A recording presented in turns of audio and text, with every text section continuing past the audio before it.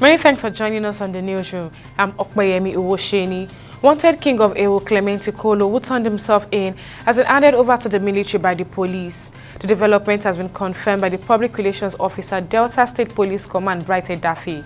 King Okolo, who was one of the 8 persons declared wanted by the Defense Headquarters in connection with the killing of 17 military personnel in Okwama Community, Delta State, turned himself into the Delta State Police Command on Thursday. The Central Bank of Nigeria has unveiled new minimum capital requirement for banks in the country, pegging the minimum capital base for commercial banks with international retailization at 500 billion naira. A circular signed by the Director of Public Financial Policy and Regulation Department, Aruna Mustafa, and addressed to all commercial, merchant and non-interest banks and promoters of proposed banks, disclosed that all banks are required to meet the minimum capital requirement within 24 months, commencing from April 1, 2024 and terminating on March 31, 2026. President Bola Tinubu on Friday said as Christians celebrate the victory of life over death, exemplified by the resurrection of Jesus Christ, Nigeria will triumph over its challenges. He thanked Nigerians for making sacrifices for the past 10 months of his administration, affirming his commitment to steering the nation on the path of recovery and sustainable growth. He assured citizens that the seeds of patience they have sown are beginning to sprout and will in no time bring forth an abundance of good fruits to the country.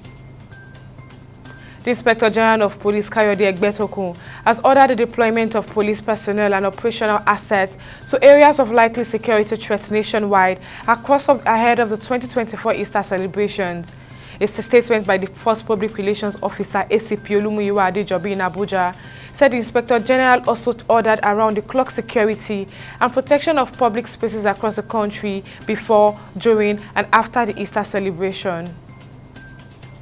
On business, the Nigeria Sovereign Investment Authority, managers of the country's sovereign wealth fund, has announced a 1,122% increase in its total comprehensive income, which closed at 1.18 trillion for 2023, relative to 96.96 billion reported in 2022.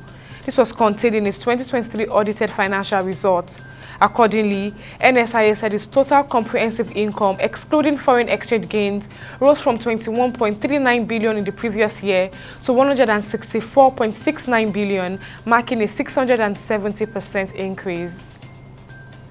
On the foreign scene, South Africa's Electoral Commission has excluded former President Jacob Zuma from standing in the May 29 general election. The Electoral Commission, in a statement on this Thursday, said that under the Constitution, any person who was convicted of an offense and sentenced to more than 12 months imprisonment without the option of a fine cannot stand in an election. Zuma was sentenced to 15 months in jail in June 2021 after refusing to testify to a panel probing financial corruption and cronyism under his presidency. And on sports, the Super Falcons of Nigeria will begin preparations for their 2024 Olympic Games final round qualifier against South Africa on Sunday. The squad, dominated by foreign-based players, will assemble in Abuja on Sunday to begin preparations for the crunch fixture. The Super Falcons are looking to make a return to the Olympics after a 16-year absence. The first leg will take place at the Moshood Abiola Stadium, Abuja, on Friday, April 5th, 2024. And that's it on the newsroom at this time. Many thanks for joining us. I'm Okpeyemi Uwosheni. Bye for now.